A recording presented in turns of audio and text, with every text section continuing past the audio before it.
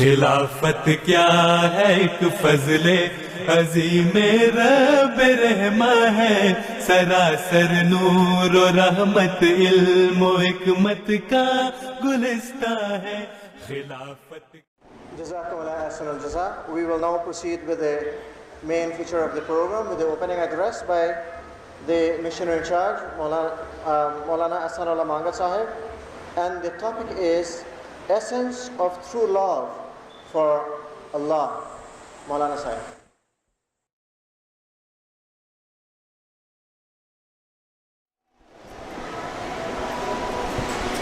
Assalamu alaikum wa rahmatullahi wa barakatuh. Peace, blessing and mercy of God Almighty be upon all of you.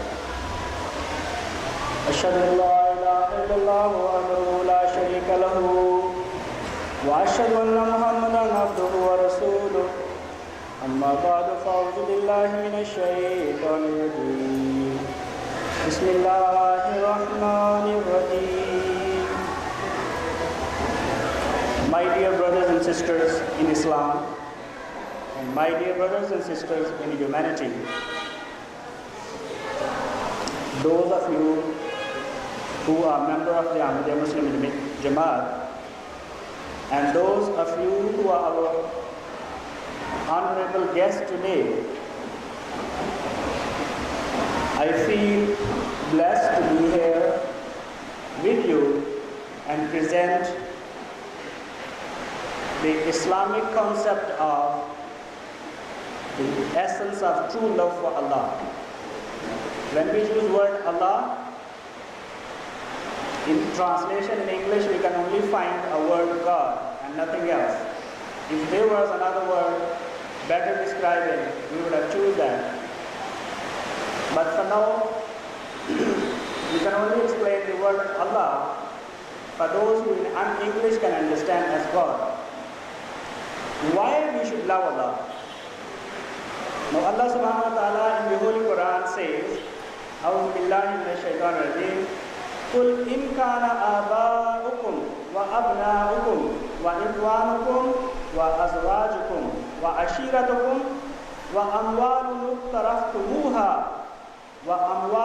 iqtaraftumuha wa tijaratun takshawna kasadaha wa masakinu tarzawnaha ahabba ilaykum min Allah wa rasulihi wa jihadan fi sabilihi fatarabbasu hatta ya'ti Allahu bi amri wallahu la yahdi al-qawm al-fasiqin. Before I translate this verse for you, I would like to request our National President sir to come on the stage. My dear brothers and sisters in Islam, and my dear brothers and sisters in humanity, this verse has been taken from chapter 9, verse 24 from Holy Quran. And Allah says to Prophet Muhammad sallallahu alaihi wasallam, say, mean to announce to the whole of mankind, if your fathers and your sons and your brethren and your wives and your kinfolks and the wealth you have acquired and the trade whose dullness you fear and the dwelling, mean our houses, the dwellings which you love are dearer to you than Allah and His Messenger, and striving in His cause, then wait until Allah comes with His judgment, and Allah guides not the disobedient people. Chapter 9 verse 24. So this is the essence, this is the purpose why we should love Allah. And it's not just love Allah. In comparison to Allah's make mention some of our most close relations. So in comparison to the love of Allah have to be more than anything else. And a simple method how we can achieve that. The Holy Prophet sallallahu alaihi wasallam once again was revealed by Allah subhanahu wa ta'ala to say, Qul in kuntum tuhibbuna Allah fattabi'uni yuhibbukumullah wa yaghfir lakum dhunubakum wallahu ghafurur rahim. Chapter 3 verse 32. Now, this is a simple method which any human being can understand easy. That if you claim that you love Allah, and do you want that response back from that Allah should love you also, then the simple method is just follow Prophet Muhammad sallallahu alaihi wasallam. And by extension, follow Prophet Muhammad does not mean follow him alone, but to follow all the messengers and prophets of Allah who were sent before him, from Adam till him. Now the promised Messiah alayhi salam had explained love of God and defined it in his writing, and its reality is expounded, as well as the secret of its attainment is given along with explanation and philosophy. He also explained that how should be our standards, what should be our standards. Those of us who have accepted the promised Messiah and are included in this Jamaat as regard to love of God and what expectation the promised Messiah had from us. Now he himself, the promised Messiah himself, wrote what is love. Promised Messiah said, love is not pretense or ritualistic, rather it is faculty among human faculties. Its reality is that heart likes something and it is drawn to it. Just as the real qualities of something are made evident when it reaches a state of excellence, so is the case of love. Its treasures are made apparent when it reaches its climax and the highest point. Allah the Exalted state, وَأُشْرِبُوا فِي قُلُوبِهِمُ الْإِجْلَ بِكُفْرِهِمْ. This is with regard to the people of Moses, who fell in love with the calf to worship him just like they're supposed to worship Creator. So Allah says, and their hearts were permeated with the love of the calf. Chapter 2, verse 94.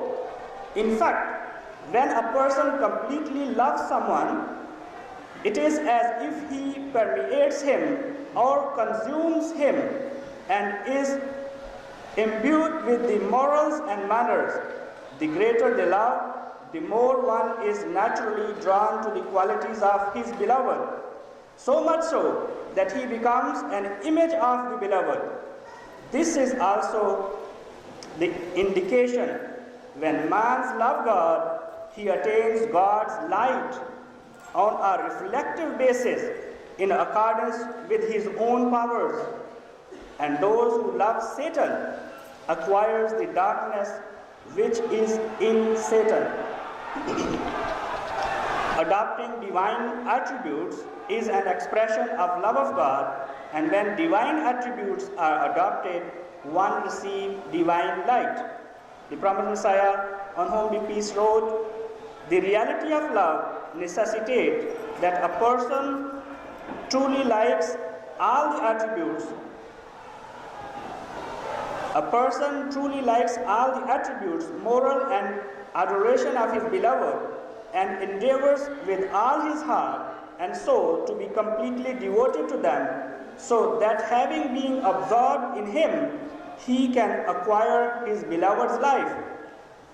One who truly loves is wholly devoted to his beloved, and is apparent from the countenance of his beloved, and his such representation of his beloved in his heart, as it is as if the beloved permeates him, he is imbibed with the beloved and makes it evident to the people that he is completely absorbed in the beloved's love. About the Islamic concept of love of God, the Holy Quran states about worshipping Allah out of personal love for Him. Allah subhanahu wa ta'ala says, فَاذْكُرُوا اللَّهَ كَذِكْرِ آبَاءَكُمْ أَوْ أَشَدَّ ذِكْرًا. Celebrate the praises of Allah as you celebrate the praises of your father, or even more than that. Chapter 2, verse 201. Then Allah subhanahu wa ta'ala says, وَمِنَ النَّاسِ مَن يَتَّخِذُ مِن دُونِ اللَّهِ أَندَادًا يُحِبُّونَهُم كَحُبِّ اللَّهِ وَالَّذِينَ آمَنُوا أَشَدُّ حُبًّا لِلَّهِ. So this is now the Allah subhanahu wa ta'ala, the God Almighty, making himself the comparison between those who love God and those who love something else in the name of God as the love supposed to be for God. Allah says, and there are some among men who takes for themselves objects of worship other than Allah, loving them as they should love Allah, but those who believe are stronger in their love for Allah. Chapter 2, verse 166. That is, to remember God much more than you remember your fathers, and it is the distinction of believers that they love God the most, and they do not love their fathers, mothers, other dear ones, and themselves as they love God. It is then stated, وَلَكِنَّ اللَّهَ حَبَّبَ إِلَيْكُمُ الْإِيمَانَ وَزَيَّنَهُ فِي قُلُوبِهِمْ. Allah has endeared the faith to you and has made it look beautiful to your hearts. Chapter 49, verse 8. It is stated, إِنَّ اللَّهَ يَأْمُرُ بِالْعَدْلِ وَالْإِحْسَانِ وَإِيتَاءِ ذِي الْقُرْبَى وَيَنْهَى عَنِ الْفَحْشَاءِ وَالْمُنكَرِ. Verily, Allah enjoins justice and the doing of good to others and giving kinders. Chapter 16, verse 91. This verse constitutes the rights of Allah and the rights of mankind. And its supreme eloquence is that Allah the Exalted has explained both aspects in it. As regard to the rights of Allah, this verse signifies to obey God. Obey God Almighty with other means fairness, because He created you, has nurtured you, and continues to do so at all times. It is His right that you should obey Him. And if you have greater insights, then do not merely obey Him, owing to His right to be obeyed, but do as other, which is ihsan, doing of good. Because God is benefactor whose favors are unlimited. Obviously, the stage where ihsan, mean doing of good, is kept in view is a higher stage than other, mean fairness. Constant reflection and pondering over the concept of ihsan keep the continence and qualities of the benefactor ever in view. Therefore, the definition of ihsan, mean doing good, includes the worship of God as if someone is watching God, or at least God is watching him.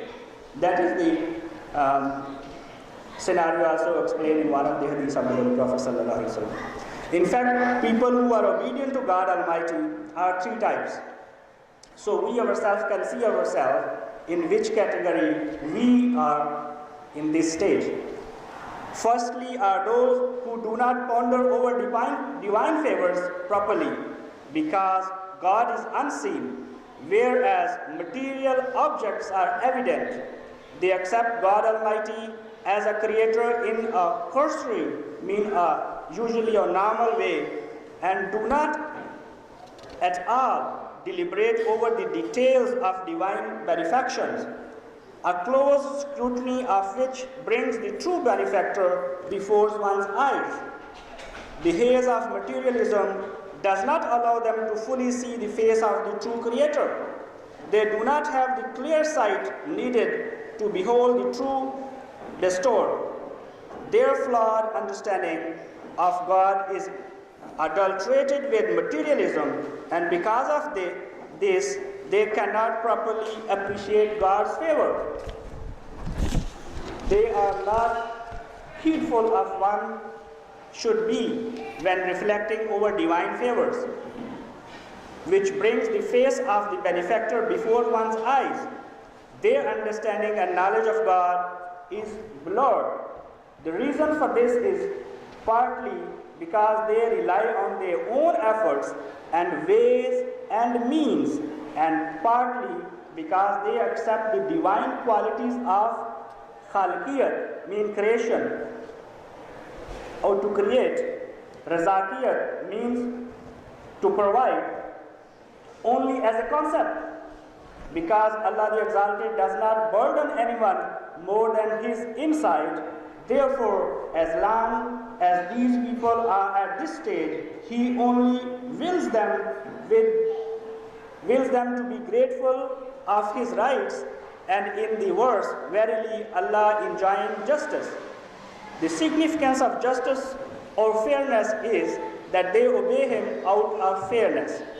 Man has a greater state of knowledge and understanding of God, where, as mentioned earlier, he is completely free from the apparent ways and means, and appreciate God's grace and favors, and become out of obscurities of ways and means. Phrases like, my crop flourished only because I irrigated it, or I was successful because of my own endeavors, or my such and such purpose was fulfilled because of someone's kindness.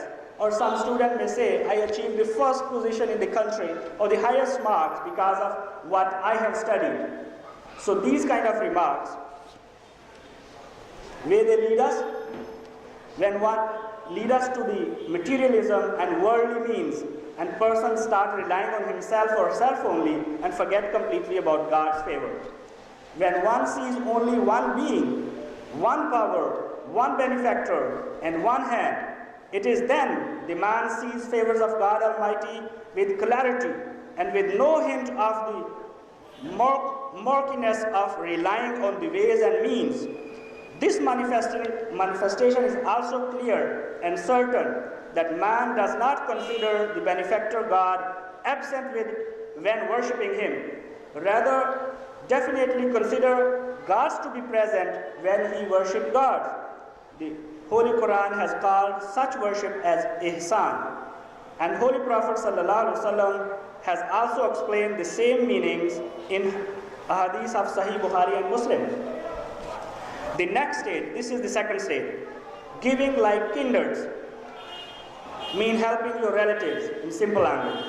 Its particulars are that when a person appreciates divine favors, free from ways and means, and worship God, understanding Him to be present and as present as the direct benefactor, this concept and the perception ultimately result in a personal love of God being instilled in him. Lasting appreciation of constant favors certainly creates this effect in the heart of a grateful person, and this heart is filled with personal love of God, whose limitless favors impress upon him. In such instance, he does not worship out of feelings. Rather, God's personal love is instilled in his heart, just as child has personal love for his mother. Now, he has not only sees God at the time of worship, but also derives pleasure like one who truly adores. All selfish desires are exterminated and are taken away by personal love of God. This is the state that God has likened to giving like kindreds, mean helping your relatives, and has pointed to this in the verse, Fazkurullaha kazikrikum aba'akum aw ashaddu zikra. Celebrate the praises of Allah as you celebrate the praises of your fathers. Chapter 2, verse 201. In short, this is an explanation of the verse, verily Allah enjoying justice and doing good to others and giving like kindreds. Chapter 16, verse 91. In it, God Almighty has cited all three stages of human understanding and knowledge of God, and has called now the third stage as the stage of personal love. The third stage we have called the stage of personal love.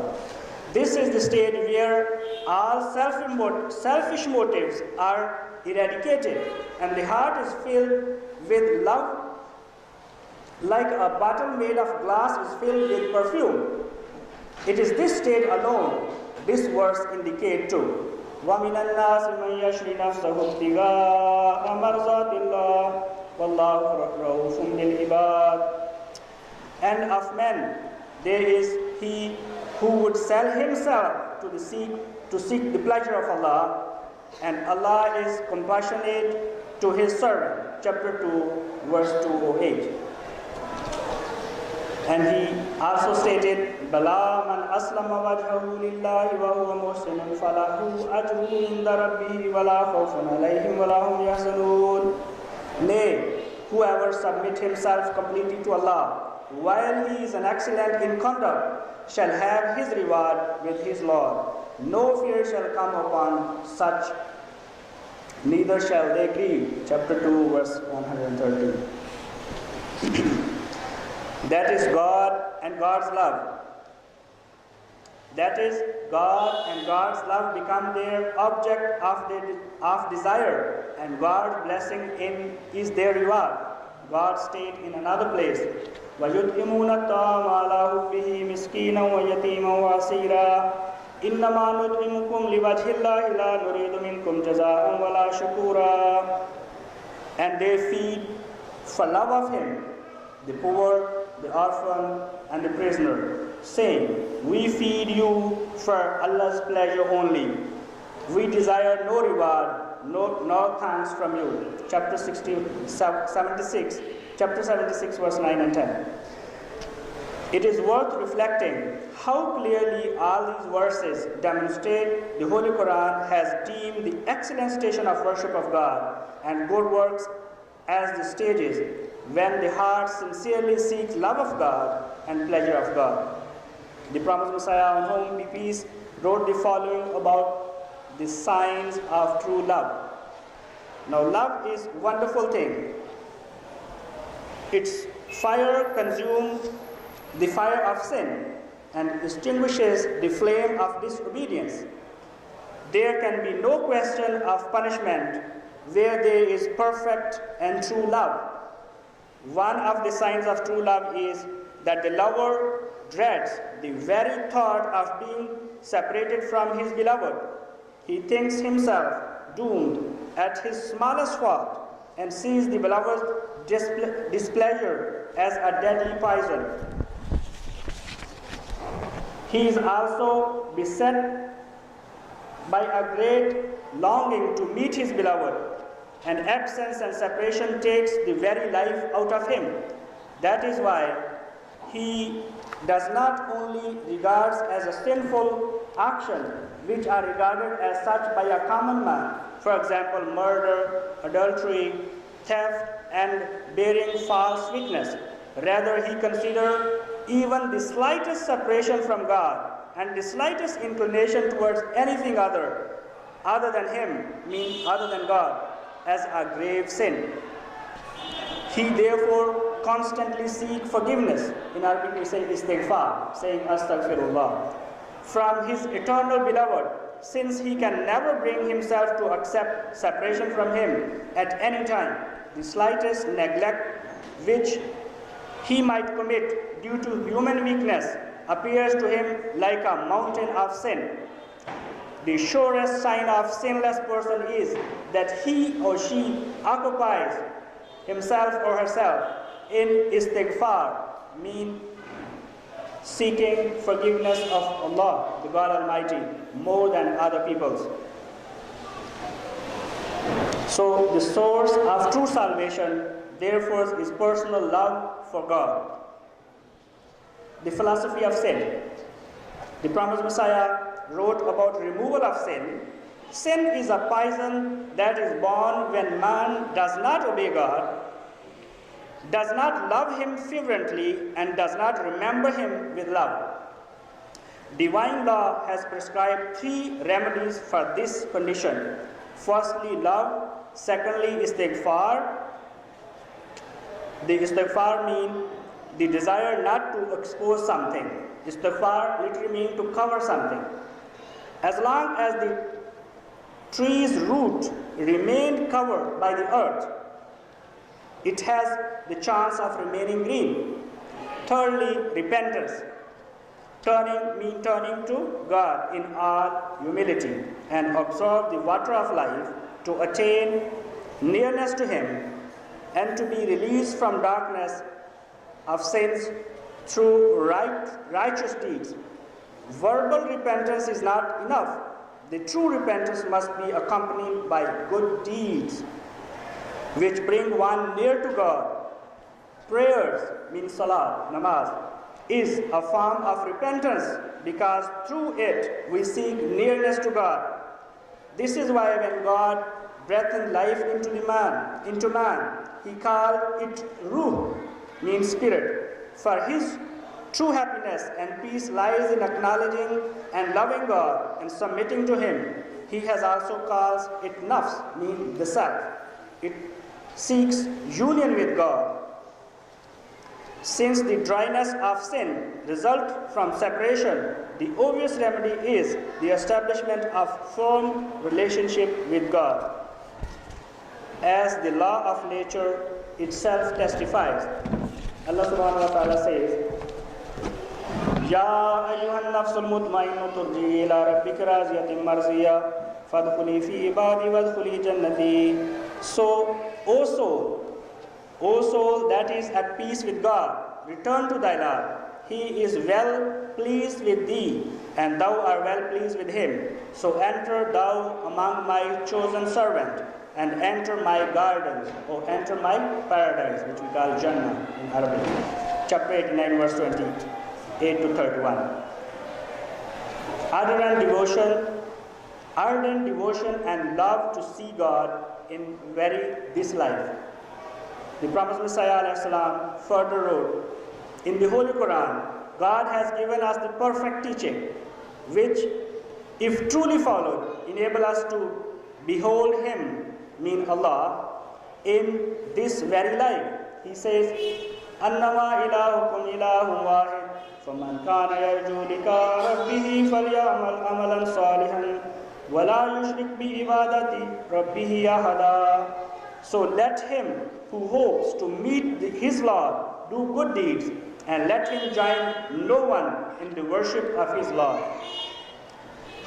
Whosoever desires to see God, the true Creator, in this life should act righteously and do not commit shirk, mean idolatry.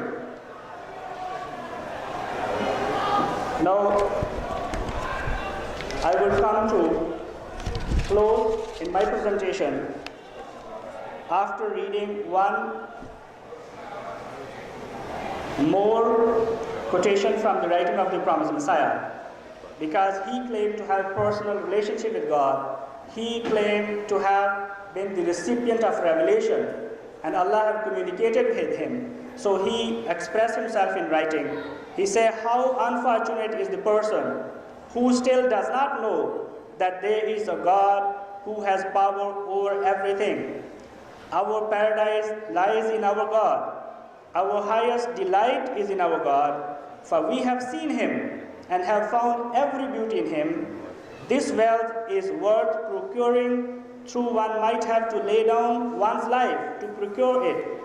This ruby is worth purchasing, though one may have to lose one's self to acquire it. O ye who are breath, run to this fountain. It will satisfy you. It is the fountain of life that will save you. What shall I do, and how shall I impress with this good news?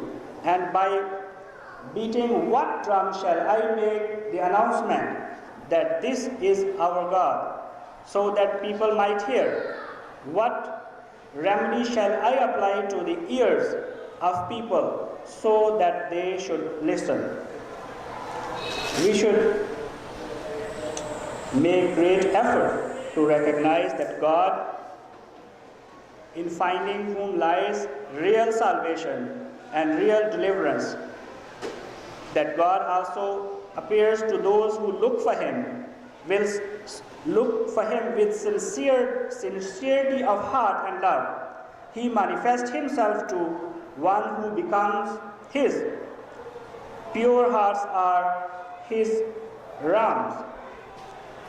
and tongues which are free from lies and vulgarity present his salvation, and each person who is utterly absorbed and devoted to the pleasure of God become the manifestation of his miraculous powers. May God enable us to attain the standards which the promised Messiah, may whom be peace, expected of us.